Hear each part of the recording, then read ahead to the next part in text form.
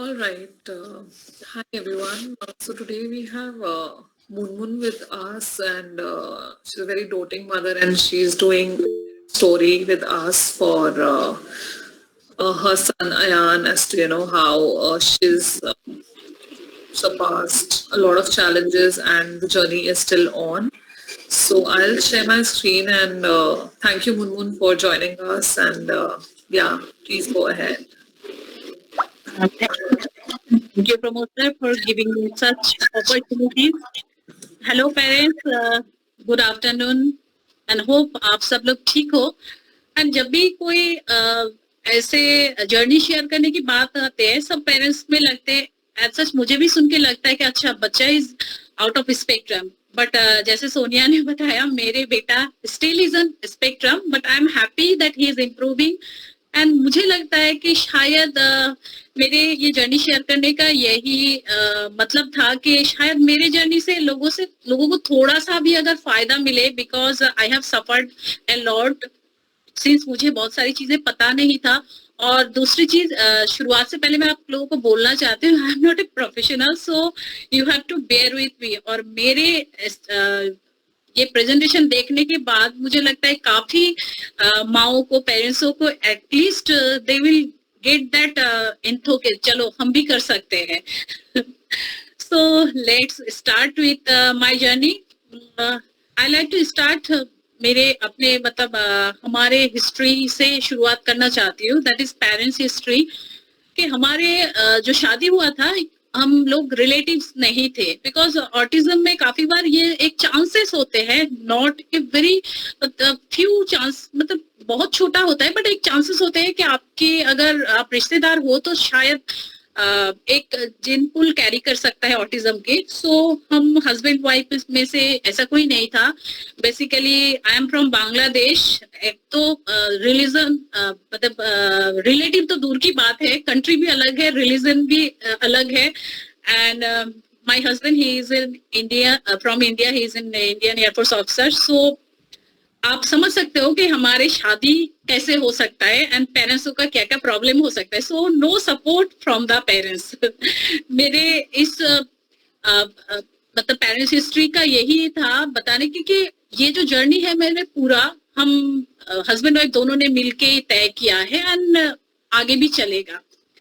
सो जब Ayaan I conceive, we got married at the age of 35. I got married जब मेरे age तब 35 का था. And there are no complication regarding my pregnancy और कंसेप्शन में. सो हम लोगों ने डॉक्टर दिखाया, डॉक्टर ने नॉर्मल डिलीवरी प्लान किया था, but whatever may be the reason, there are some things. So 20 days before the EDD I delivered the baby and everything was normal till then. का अयान का baby cry था, everything was there, but हाँ little bit jaundice था, बट उस time ये ignorable था because Ayaan was born 31 December 2014.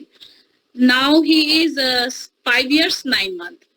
सो इसके बाद जब 5 days का हुआ, हम डॉक्टर से मतलब हॉस्पिटल से घर जाने वाले थे. उस टाइम हमें डॉक्टर ने बताया कि there is a problem with Ayaan के फीट के साथ, so you please go to a doctor.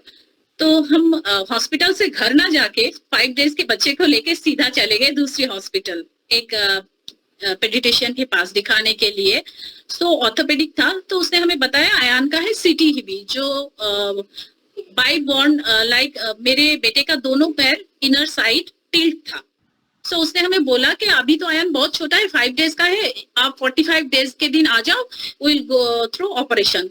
तो ये सुनने के बाद जितना हैप्पीनेस लेके हॉस्पिटल से निकले थे, घर जाएंगे, ऑब्वियसली स्ट्रेस में बदल गए एंड अपना घर हमने गया. देन हमने सोचा, देन आफ्टर 5 days मतलब जब अयान 11 दिन का हुआ, तब हमने सोचा कि actually we are, my husband is from Agra, that time उसके पोस्टिंग आगरा में थे. सो हम आगरा से दिल्ली आए डॉक्टर दिखाने के लिए. देन डॉक्टर ने हमें बताया कि एक्चुअली अयान का कोई ऑपरेशन की जरूरत नहीं, बट ही नीड प्लास्टर.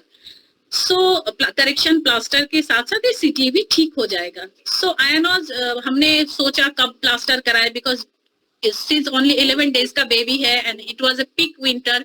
सो हमने फर्स्ट प्लास्टर शुरू किया आयन जब 1 महीने का था, तो डॉक्टर ने हमें बताया उसको 3 प्लास्टर लगेगा करेक्शन करते करते। तो उसका जैसे लेग था इनर साइड टिल्ड, ऐसे दोनों फीट, तो धीरे धीरे करेक्शन करके वो आउटर साइड टिल्ड करेगा ताकि नॉर्मल फिट बेबी का जैसा होता है। सो फर्स्ट प्लास्टर गया, then second plaster, every after 15 days उसका प्लास्टर चेंज होता था, कट करके नए प्लास्टर। तो जब हम उसका प्लास्टर लास्ट प्लास्टर था, आयान वो कट करने वाला था, 2.5 मंथ का था। देन हमें समझ नहीं आया था, सिंस फर्स्ट पेरेंट्स थे, पहली बार जब पेरेंट्स बनने के बाद आप लोग हमें बहुत कुछ पता नहीं चलता क्या हो रहा है। आयान को बुखार आया तो 2.5 मंथ था, डॉक्टर के पास ले गया, दे टोल्ड मी कि नॉर्मल बुखार है, बट 2-3 दिन में बुखार इतना ज्यादा बढ़ गया कि हमें हॉस्पिटलाइज जब किया तब तक डॉक्टर ने हमें बोला कि मतलब दैट वाज द बहुत हमारे लिए क्रिटिकल मोमेंट था कि आयान को जो ड्रिप चढ़ाएगा कोई वेन नहीं मिल रहा था। एक तो उसका पैरों में प्लास्टर था, दूसरी उसको 10 प्रिक्स कर दिया, कुछ फाइंड आउट नहीं कर पा रहा था। देन फाइनली जब उसको ड्रिप चढ़ा, देन डॉक्टर ने हमें बताया कि maybe this is the last day for Aayan, last night I must say. हमारे हस्बैंड वाइफ के पास कोई ऑप्शन नहीं था। वी स्टूड आउटसाइड NICU के बाहर होल नाइट, बच्चे को देखते रहे और खड़े रहे। एंड आई डोंट नो, उस टाइम शायद आपको ऊपर वाले ने वो स्ट्रेंथ दे देता है कि आप संभाल सकते हो। देन नाइट के बाद वी थॉट कि हम मेडिकल इवैक्यूएशन करेंगे आयान का from Agra to Delhi. Then Aayan को उस रात तो आयान का ठीक हो गया, मतलब सस्टेन कर गया था। तो नेक्स्ट डे हम जब शिफ्ट करने वाले थे, पहले हम उसको मेडिकल हॉस्पिटल ले आए, sorry MH military hospital, because हम डिफेंस से है तो we ask help from them कि हमें दिल्ली आप लोग शिफ्ट कराओ इमीडिएटली। सो जब हमने उसको आगरा में, डॉक्टर ने मेरे से बोला कि I give me 1 more night. सो जब देखा उसका ट्रीटमेंट किया, एंड आई ऑब्वियसली से कि उस टाइम डॉक्टर इज लाइक हमारे लिए खुदा थे। उसकी वजह से उस रात आयान में इम्प्रूवमेंट देखा गया, but 10 days he was in ICU and with strong antibiotic पे था।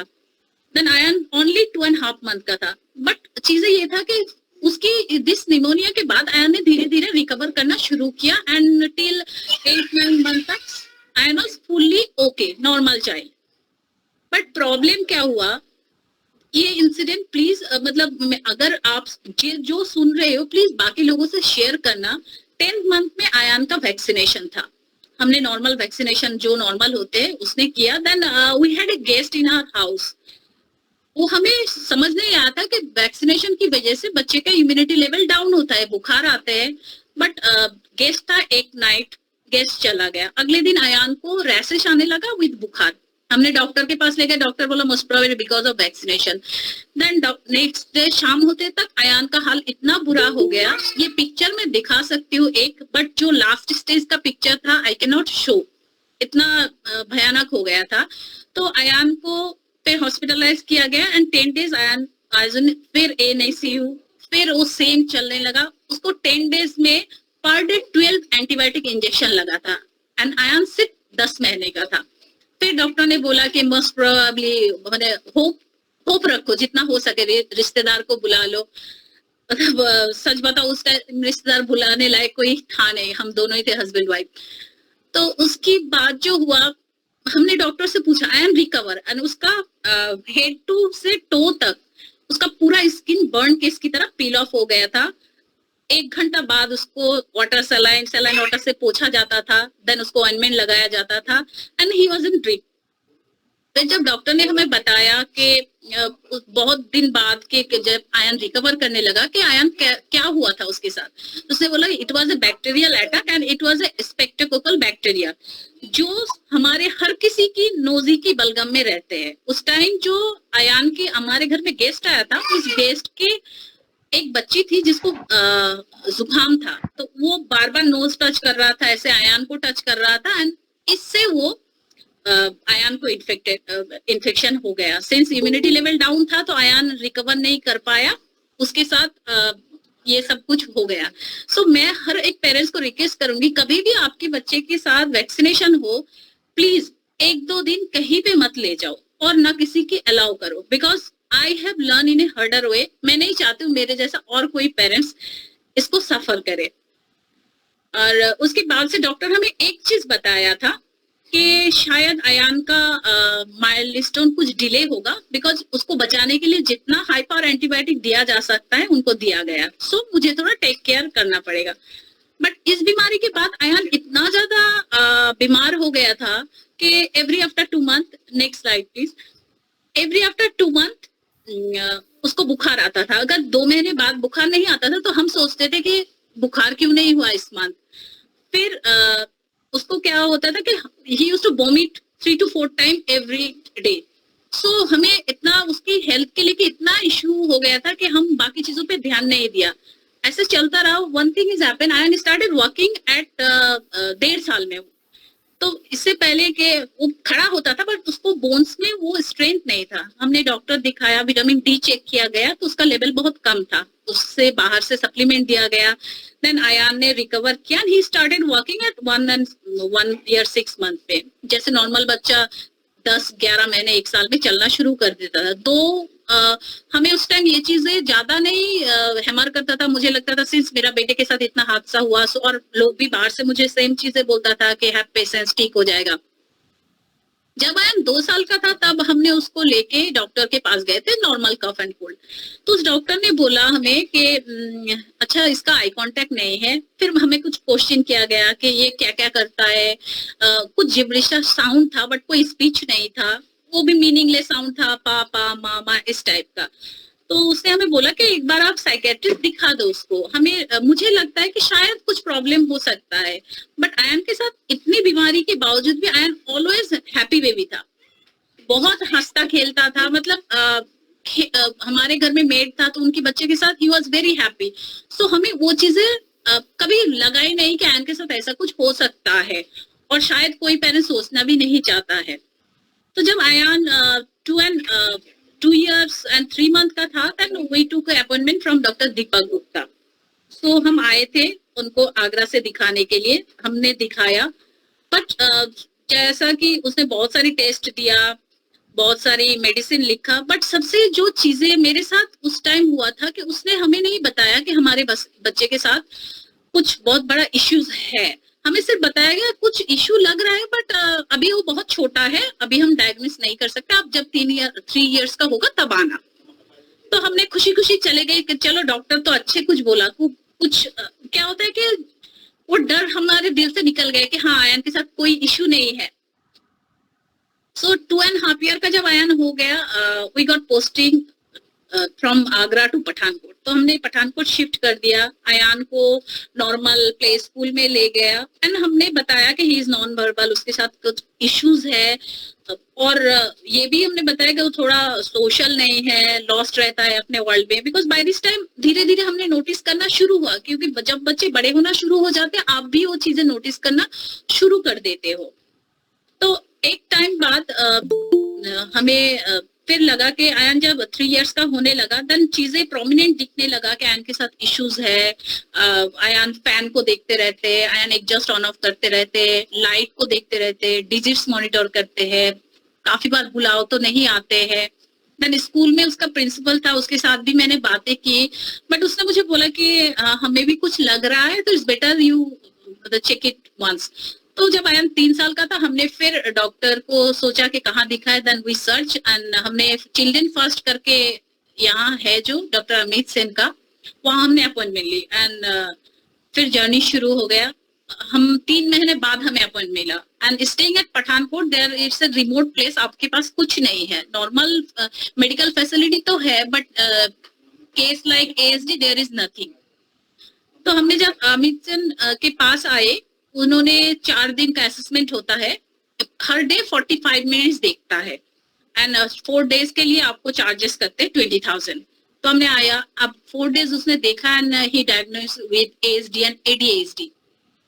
ऑब्वियसली ये सुनने के बाद पेरेंट्स का हाल क्या हो सकता है. फर्स्ट हियरिंग जो डर था वो सच होके सामने आया. बहुत डिफिकल्ट था whatever, बट हमने उनसे बोला कि अभी हमारे लिए बहुत मुश्किल है दिल्ली शिफ्ट होना, बिकॉज मेरे कोई सपोर्ट सिस्टम है नहीं. I can not stay alone at Delhi with my son, और हस्बैंड का पोस्टिंग इतने आसानी से नहीं हो सकता.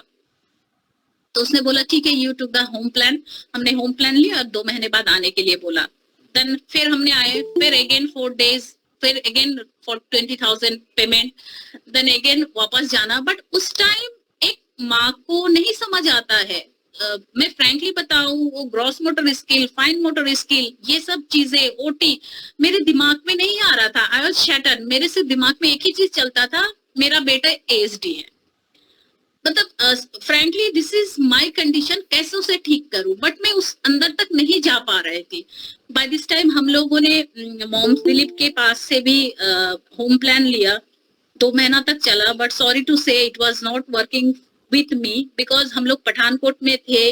विदाउट सीइंग चाइल्ड आप कुछ एडवाइस कर रहे हो, यूजलेस। अगर हम मैं आती यहाँ तो कुछ होम प्लान होता, that is something different. But without seeing मैं जो बोल रहे हो उसी के बेस में कुछ करा रहे हो। सो आयान में कोई इम्प्रूवमेंट नहीं, डिटोरिएशन दिन बे दिन बढ़ते जा रहा था। He is close to 4 years। So जब then I started fighting with सबके साथ कि मुझे अभी पोस्टिंग चाहिए यहाँ से, मुझे दिल्ली जाना है कुछ भी करके। तो मैंने अपने हस्बैंड को बोला कि I don't want to hear anything, job छोड़ना है जॉब छोड़ो, जो भी करना है करो, बट मुझे हमें जाना है। देन बिफोर दिल्ली आने से पहले हमने एक डिसीजन लिया था, हम अपने लिए तय करेंगे कौन सी जगह हमारे लिए अच्छे है, बिकॉज हम एक ही बार पोस्टिंग ले सकते हैं। तो हमने 1 महीने का विजिट किया। पहले मैं सिंस बंगाली हूँ तो बंगाली साइड सोचा कि कोलकाता गए, कोलकाता वहां से गए, 4 दिन के आयन का इवैल्यूएशन हुआ। देन हमने निमहंस गए बैंगलोर में, वहां पे भी उसका सेम डायग्नोस हुआ, ASD। किसी ने लिखा ASD, किसी ने ADHD, बट किसी ने लिखा सीवियर, किसी ने लिखा moderate to severe, whatever. But thing is that के he is not in a condition के कुछ करने का, कुछ समझने का। सो हमने ये सब जगह, देन हमने दिल्ली आया, अमित सिंह के फिर दिखाया। देन वी गो टू सोच। देन सोच में चारों जगह हमने घूमे। देन हमने डिसाइड किया कि we want to take our posting to Delhi. And by this time my husband got disability certificate from military hospital। since हमें उस टाइम गवर्नमेंट हॉस्पिटल के बारे में कुछ पता नहीं था, और since डिफेंस से है तो हमारी पोस्टिंग के लिए ये बहुत जरूरी हो गया था। देन लास्ट ईयर अप्रैल में मैंने शिफ्ट किया दिल्ली में। एंड मैंने कैंटनमेंट में रहना नहीं चाहा, बिकॉज मैंने सोच में शुरू किया था and it is in Gurgaon. So I took house nearby सोच के, वॉकिंग डिस्टेंस हो, मेरे टाइम बच जाए आने जाने का। तो जब सोच में मिड अप्रैल से शुरू हुआ, टिल मिड अप्रैल से लेके टिल दिस ईयर मार्च तक हमारा सोच में उसके आयान की थेरेपी चल रहा था। एक चीज बोलूंगी, मैंने 3-4 थेरेपी सेंटर देखा है, इसमें से मुझे सोच बहुत बेस्ट लगा, या उस टाइम बहुत अच्छा था। उस टाइम की बात कर रहे हो, बिकॉज उस टाइम ने मेरे जो OT थेरेपिस्ट था, मेरे जो कम्युनिकेशन लैंग्वेज थेरेपिस्ट था, वो दोनों बहुत अच्छे थे। एंड मेरे साथ एक चीज और अच्छा हुआ, मैं बोलूंगी, मैं इतना नॉलेजेबल नहीं थी इस मामले में। तो पहले मेरे बेटा बहुत रोता था, मुझे छोड़ के एक टाइम भी नहीं रहता था। सो थेरेपिस्ट ने बोला you come and sit with us. So इस वजह से मैंने जाके वहां बैठने लगा, बिकॉज मैंने काफी माओ को देखते थे बाहर बैठे रहते थे। वो मुझे बोलता था आप अंदर क्यों जा रहे हो, बच्चों को छोड़ने का आदत होना चाहिए। मैंने बोला मेरा बेटा मुझे छोड़ के नहीं रहेगा। So I used to sit and I used to learn. तब मेरे जो टीचिंग जर्नी, मेरे जो सीखने का learning journey, specially not teaching, शुरू हुआ वहां से।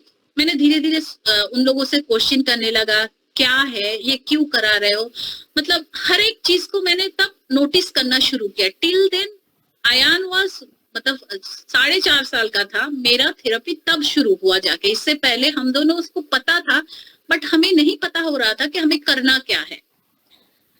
देन हमने अराउंड लास्ट ईयर सितंबर में सोच से मुझे बोला गया कि अब उसका स्पीच शुरू करो। तो स्पीच के लिए हमने सोच में स्पीच कराना शुरू किया। आयान की कोई स्पीच नहीं था अदर देन मामा पापा, मतलब कुछ भी नहीं था, वो भी मीनिंगलेस था। तब मैंने सोच में स्पीच कराया 1 मंथ।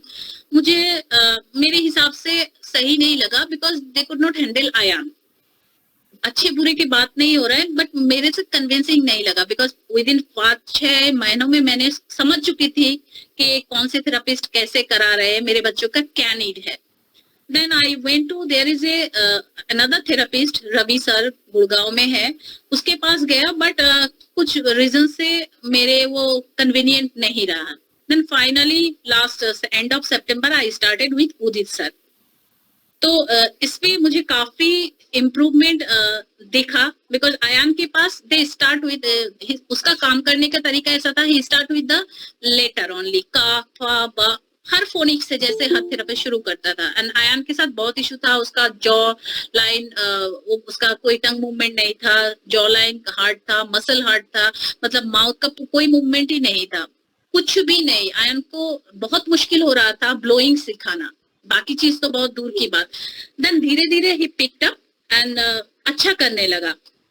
बाय दिस टाइम ये सब कुछ एटेगो चल रहा था. मेरे रूटीन था, मैं 9:30 घर से निकलती थी. पहले सोच में 2 थेरेपी होता था. There is a school, pre school, वहां 45 to 1 hour का एक और सेशन होता था. Then I go for speech वहां. Then I used to come back at 2 o'clock घर.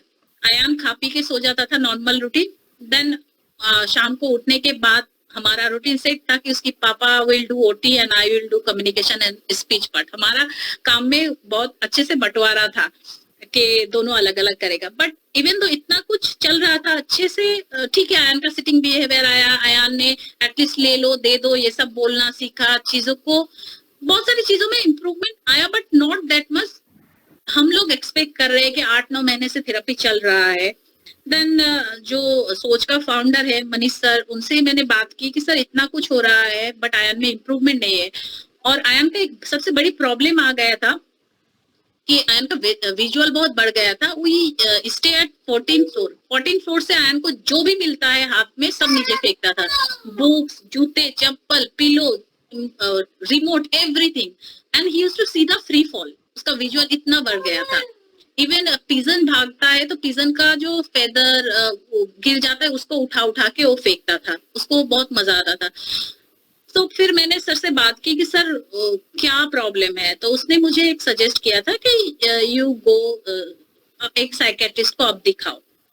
तो जो भी है, हम पहले मैक्स में अपॉइंटमेंट लिया बट नहीं हो पाया कुछ रीजन से. डॉक्टर उस टाइम चला गया था. देन इस फरवरी में दिस ईयर मैंने मिलिट्री बेस हॉस्पिटल में एक अच्छी साइकेट्रिस्ट है सब बोला था, तो आई वेंट देयर.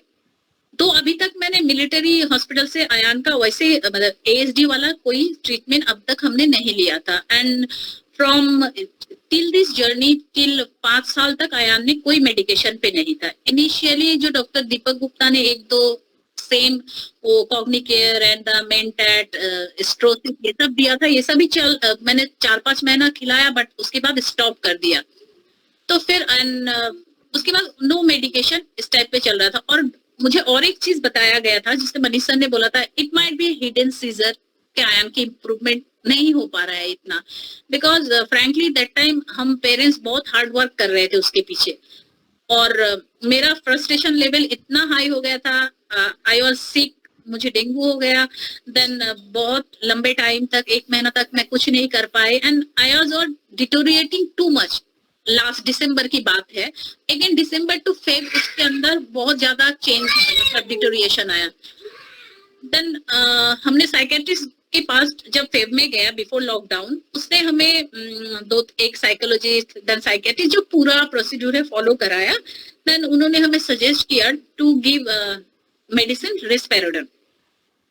तो जब ये जैसे एंड उसने जो रेस्पेरोडन हमें सजेस्ट किया था, पहली बात तो है I am not in agreement to give any medicine to Ayaan, because मुझे मेडिसिन से बहुत डर लगता था.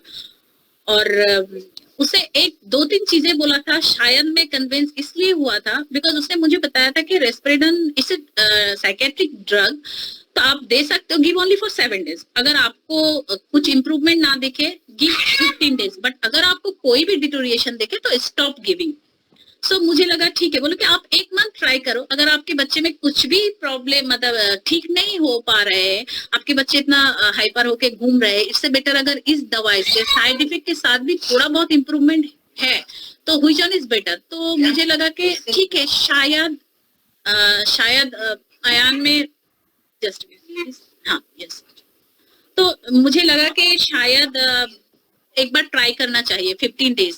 एंड और एक चीज, अयान का सब पुराने वीडियोस देखने के बाद उसने हमें इतना बताया, एंड दो चार सिटिंग के बाद, कि Ayaan was not by born ASD। उसका जो प्रॉब्लम है वो ट्रिगर हुआ है आफ्टर उसका जो बैक्टीरियल अटैक हुआ था उसके बाद। सो हमने जब डॉक्टर से वापस आया तो मेरे और मेरे हस्बैंड के काफी 10-15 दिन तक लड़ाई चली। क्या even though I was not, मतलब कि मुझे दवाई नहीं देना है, मेरे बेटे के साथ वैसे इशू है, अगर इस दवाई के बाद उसका और भी बिगड़ जाए तो I will not be able to handle all those thing. Then फिर मुझे कहीं ना कहीं लगा कि ठीक है हम शुरू करते हैं। And by this time lockdown शुरू हो गया। सो लॉकडाउन जब शुरू हुआ, ऑब्वियसली उसके बाद से हमारा सब थेरेपी बंद हो गया। मेरे सोच में जाना स्पीच के लिए सब कुछ कुछ ऑनलाइन बोल रहा था, बट मैं और मेरे हस्बैंड ऑनलाइन लेना नहीं चाह रहा था। सो मार्च एंड से लेके टिल जुलाई तक हमने कोई नहीं लिया, कोई भी थेरेपी, नो ऑनलाइन, कोई ऑनलाइन नहीं, कुछ नहीं। बट जुलाई से जाके शुरू किया था ऑनलाइन, वो भी वीक में एक दिन, सिर्फ लैंग्वेज कम्युनिकेशन, एक ही सेशन लेती थी। बट जब अयान ने रेस्पिरेडन की वजह से हो, लॉकडाउन की वजह से हो, हम दोनों घर पे थे, मैंने ज्यादा टाइम अयान को दे पाई, आई वाज, भाग दौड़ नहीं था लाइफ का, शायद काम थे, या तो अयान की उम्र की वजह से हो, व्हाटएवर, तो अयान में बहुत सारी चेंजेस नजर आने लगी है। जब हमने ये बात बताया, जब हमने लॉकडाउन से पहले अयान को लिया था, अयान का एकेडमी कैसा था, अयान 1 to 5 लिख ट्रेस कर पाता था, लिखना नहीं, ट्रेस कर पाना, एंड उसको 1 to 10 पता था, पॉइंट कर पाता था, he was non verbal. But और जब उसको कुछ भी जैसे A to Z में फोनिक्स में आ से लेके माँ तक वो सिर्फ पॉइंट कर पाता था, ABCD ट्रेस कर पाता था, इतना उसका एकेडमिक था। बट हाँ, चेंजेस उसमें आया था obviously, sitting behaviour, concentration. But जब मैंने शुरू किया कि ठीक है, मुझे तो पता है, अब वो 5 तक आता है तो मुझे आगे बढ़ाना है, बाकी चीजों में आगे कराना है, इतना तो बाय दिस टाइम सीख गए थे, तो मैंने कराना शुरू किया। मेरा हमारे काम भाग था कि मैं कम्युनिकेशन कराऊंगी, मेरे हस्बैंड OT कराएगा। सो हम दोनों ने जब शुरू किया, मैंने धीरे धीरे देखा कि उसके अंदर बहुत चेंजेस आने लगा, धीरे धीरे वो पिकअप करने लगा, उसको एकेडमिकली बहुत ज्यादा इम्प्रूवमेंट उसके अंदर आने लगा। सो मैं भी उसकी थेरेपी जो था उसको बीच बीच में उसका वीडियो भेजते रहा था कि सर ये कर रहा है, नेक्स्ट क्या करूं, and he was really good. तो मेरे को उसने अपने सजेशन भेजता था कि मैम अब नेक्स्ट ये आप कराते रहो। एंड कुछ चीजें था कि मैंने जब अयान को कराया, अयान को A to Z आ गया, कुछ था कि मैं क्या कराऊं, क्या सिखाऊं next. My friend is there, Priya, I told about her. So उसने भी मुझे बहुत सलाह दिया कि आप आगे कराओ। मुझे मैं आई वाज नॉट कॉन्फिडेंट कि मेरे बेटे को ये कर पाएगा, बिकॉज 8 महीना चले गए, उसका A to M तक सीख पाया, अब 1 महीने में कैसे वो पूरा Z तक सीख के आगे कैप शुरू कर दूं, ये शुरू कर दूं, बिकॉज हम सबकी जर्नी छोटी छोटी ऐसे होती है।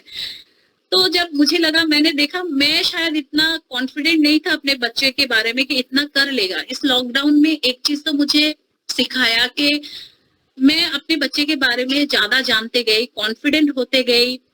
एंड आई डोंट नो कि क्या रीजन था, कि वो रेस्पिरेडन था, हमारा मेहनत था, अयान का उम्र था, बट उसकी कंसंट्रेशन बहुत बढ़ गया, उसकी सिटिंग बिहेवियर बहुत बढ़ गया, एंड सबसे बड़ी बात इसके इमिटेशन बढ़ गया। वो कभी इमिटेट नहीं कर पाता, कुछ भी बोलो तो उसको इमिटेशन बहुत बहुत ज्यादा पूर था। तो फिर हमने जुलाई में उसका फिर हमने साइकेट्रिस्ट के पास गया। हमने उसके सिंस उसने पहले दिखा था तो उसने अयान की हेल्थ, वेट एंड हाइट के हिसाब से उसको 4 ड्रॉप्स इनिशियली रेस्पिरेडम दिया था, इसने फिर बढ़ा के वो 8 ड्रॉप तक कर दिया। एंड मतलब वो सब चल रहा है, उसकी ये मेडिसिन चल रहा है। And I started therapy again at from August से हमने थेरेपी शुरू कर दिया। एक थेरेपी है जॉनसन, जो मैंने बताया लैंग्वेज एंड कम्युनिकेशन का, वो घर आते हैं, एंड जो स्पीच है हम उसके पास जाते हैं अयान को लेके। दो इट्स नो रिस्की है इस कोरोना टाइम में, बट सिंस हमें पोस्टिंग 2 साल के लिए दिया गया, तो ये सोच के कि 2 साल के बाद पता नहीं फौज हमें कहाँ भेजेगा एंड वहाँ क्या क्या सिचुएशन होगा, तो इस बेटर के हमें स्टार्ट कर देना चाहिए. हम थोड़ा फौजी पेरेंट्स होके थोड़ा सा स्ट्रॉन्ग है शायद, इग्नोर कर दी सब कुछ एंड उसका थेरेपी फिर शुरू कर दी. एंड मैं इस और एक चीज बोलना चाहती हूँ, जस्ट लॉकडाउन के टाइम ही मैंने ये ग्रुप ज्वाइन किया. इससे पहले मैं इस ग्रुप में नहीं थी.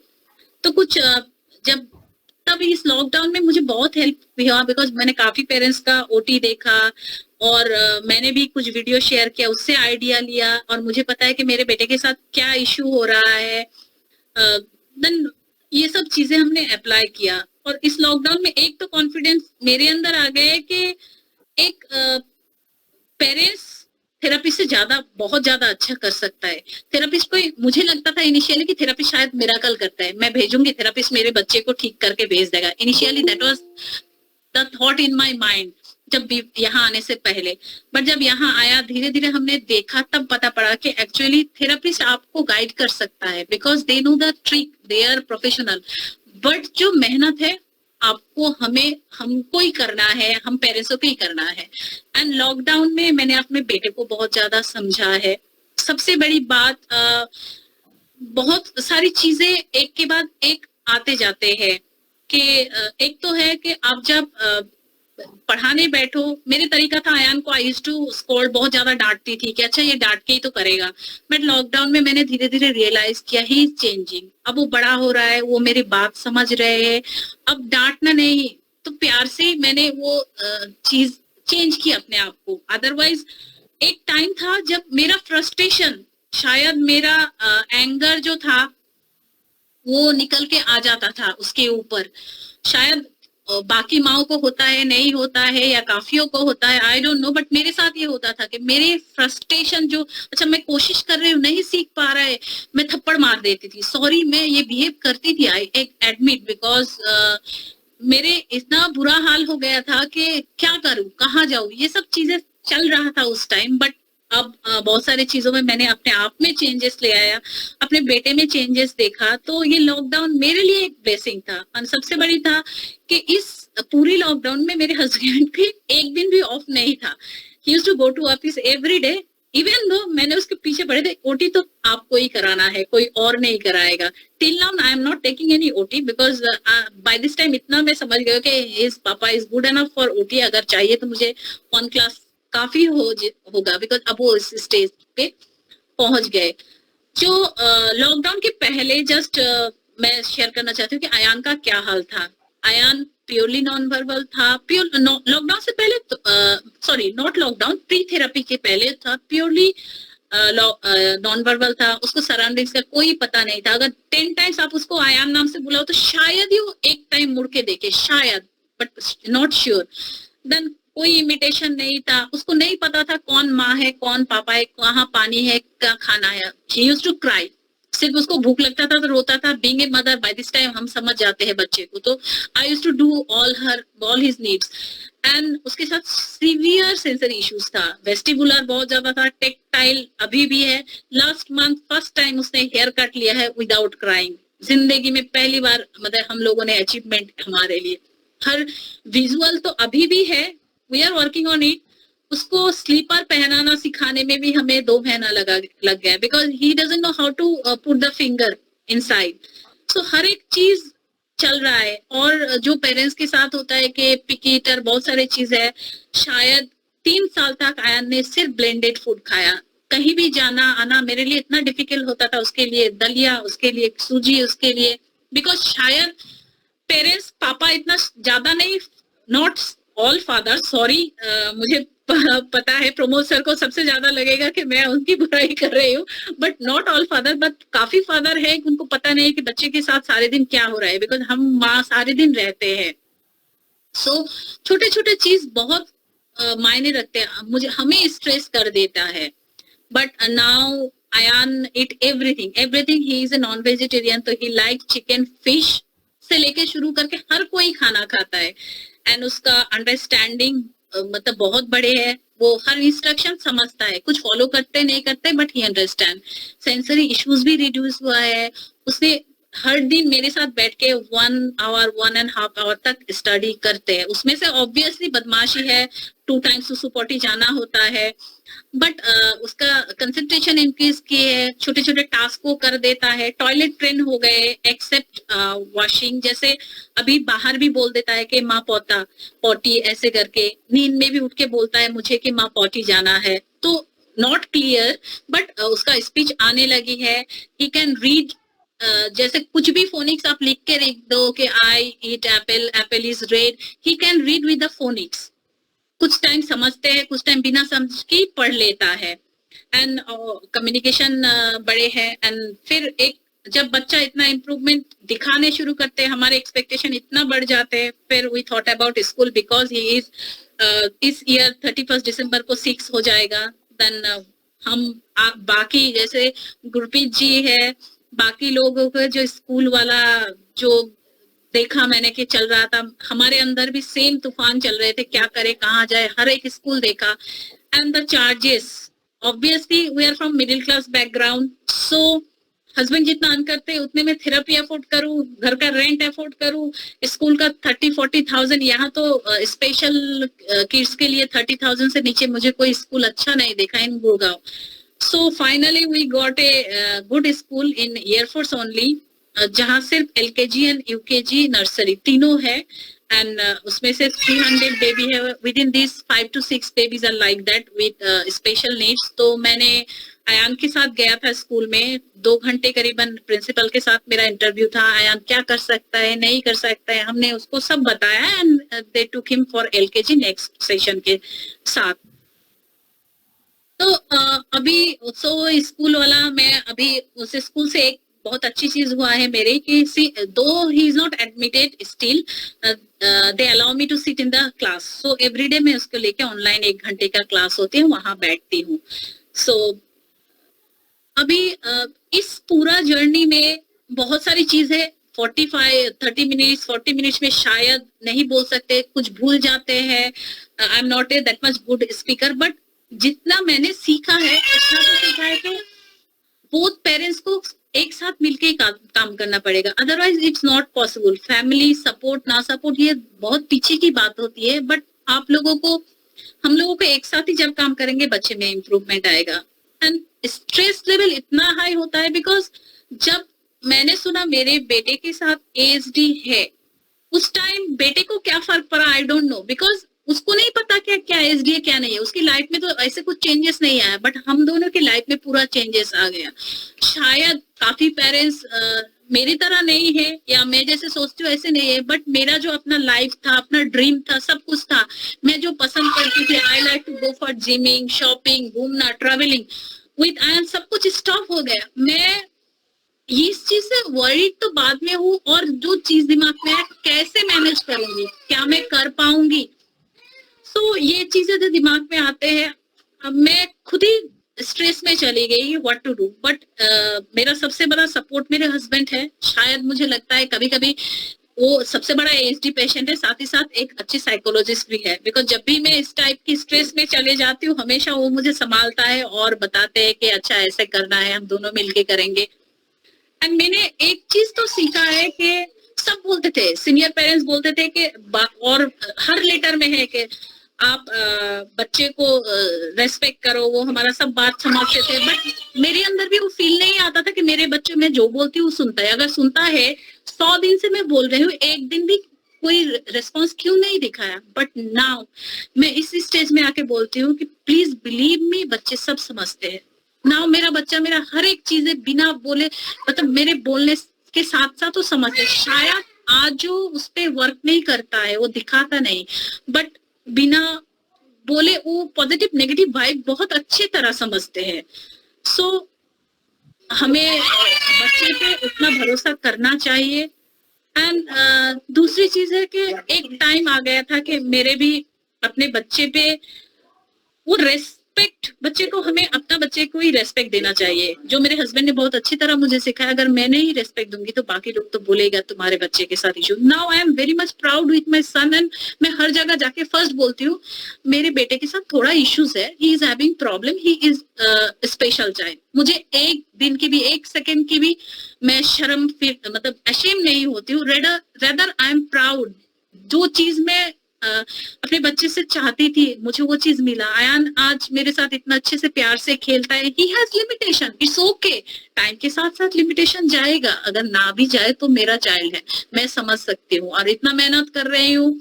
एंड सबसे बड़ी बात है कि आप लोगों से, आप पेरेंट्स से, सीनियर पेरेंट्स से जितना वीडियो देखा सुनती हूँ तो वो होप तो हमारे अंदर भी आ गया है कि हमारे बच्चे भी ठीक हो जाएगा। मेरा बच्चा अगर इतना सीवियर से लेके इतना स्ट्रगल करके, फाइट करके, जिंदगी से लड़ के यहाँ तक आ सकता है तो आगे जाना इतना मुश्किल काम नहीं है। और मेरे लास्ट एक रिक्वेस्ट है हर हस्बैंड से कि प्लीज ये जो जर्नी है, ये जो सब कुछ है, अपने वाइफ को प्लीज, जो करते हैं उसके लिए नहीं, बट जो नहीं समझते प्लीज हेल्प योर वाइफ, मतलब बी साइड, मतलब आपके वाइफ के पास खड़े हो जाओ। बिकॉज रिलेटिव्स है, कुछ भी है, इन लॉज के साथ फाइट करने हैं तो प्लीज सपोर्ट हर, क्योंकि इस एक एजडी बच्चे के लिए टाइम देने के लिए ना जिंदगी में सब कुछ छोड़ना पड़ता है, खाने का टाइम, कुकिंग का टाइम, क्लीनिंग का टाइम।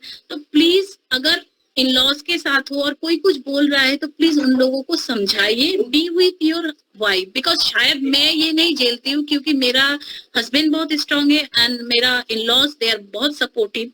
आयान के बारे में मेरे से ज्यादा अब वो लोग सोचते हैं कि कैसे ठीक किया जा सकता है। सो ये मैं सिर्फ रिक्वेस्ट करूंगी, प्लीज आप लोग अपने वाइफ के पास खड़े हो रहिए, हमेशा जैसे खड़े रहते हो प्लीज थोड़ा ज्यादा। So thank you everyone, thank you for the patience hearing and any question.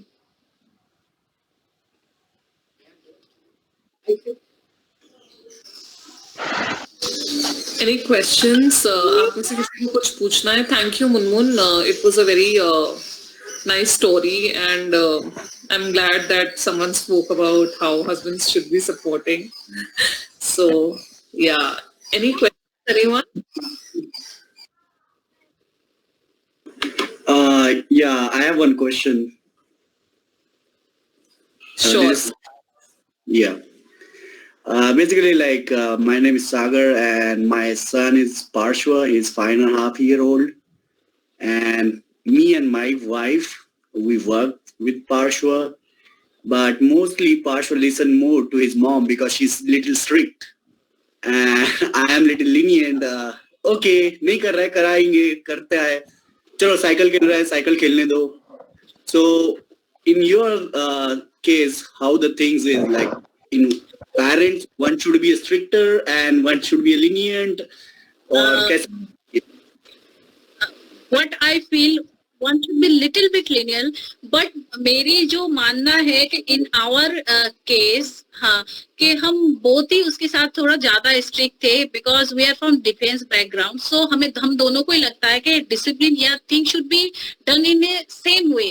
So अगर because मैं जब सोच में आयान का थेरेपी कराने जाती थी कि सब पेरेंट्स बोलता था she is one of the, मतलब लाइक स्ट्रिक्ट मदर, मतलब प्योर हिंदी में बोले तो उसको बोला जाता है कि डायन टाइप माँ है जो अपने बच्चों को डांटते रहते हैं कि ये मत करो, वो मत करो। एंड मुझे काफी पेरेंट्स ने बोला why you are too much, के आयान को आप हमेशा क्यों डांटते रहते हो? तो मैं उसको बोलती हूँ कि यार देखो, मेरे से ज्यादा कोई उसके प्यार तो नहीं करेगा ना, ये जो डांटना है उसकी भलाई के लिए। बट आई हैव चेंज, मैंने बताया कि मैं उसको बहुत डांटती थी but it was not my frustration, उसके हरकतों के साथ साथ now he is a growing up boy, he understand the emotion, so he is like कि अब मैं उसको डांटती भी हूँ तो उसके आंखों में आंसू आ जाता है एंड उसको डरना शुरू होता है, बट और he doesn't like that thing. So अपने आप को मैंने चेंज किया, अपने टोन चेंज किया, अपने बिहेवियर उसके साथ पूरा चेंज किया। But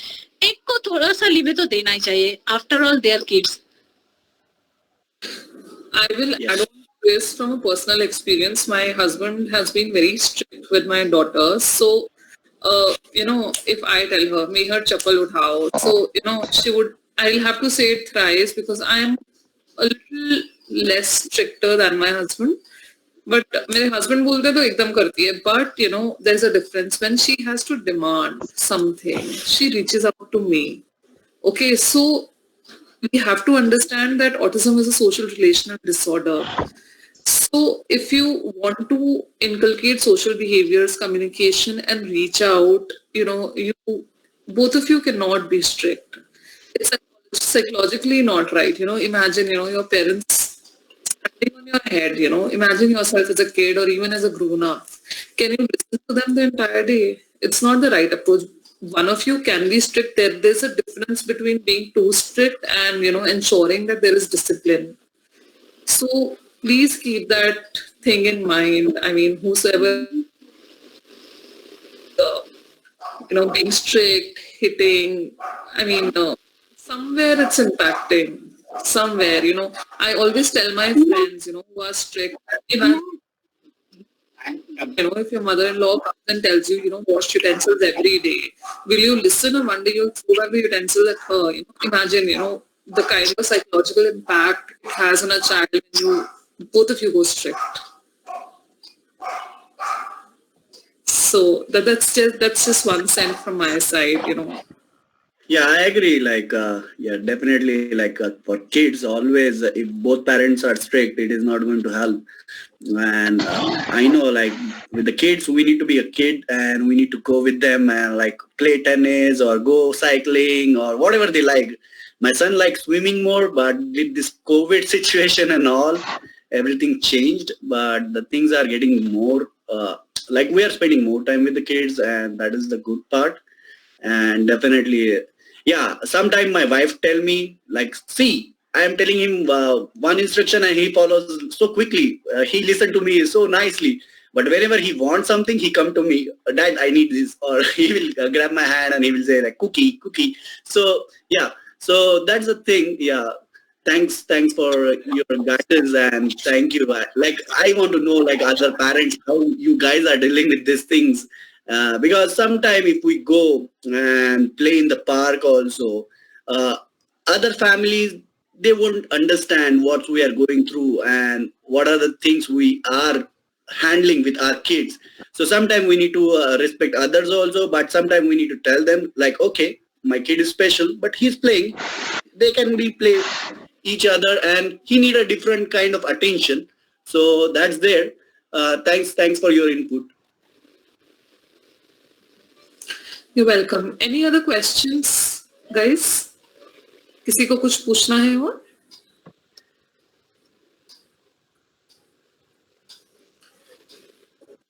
All right, I think we are good then to close this session. Thank you, Munmun, and thank you, Sagar, for recording this. And let's catch up again on the group with more videos, questions, suggestions. Thank you, everyone. Bye. Bye. Thank you. Thank you.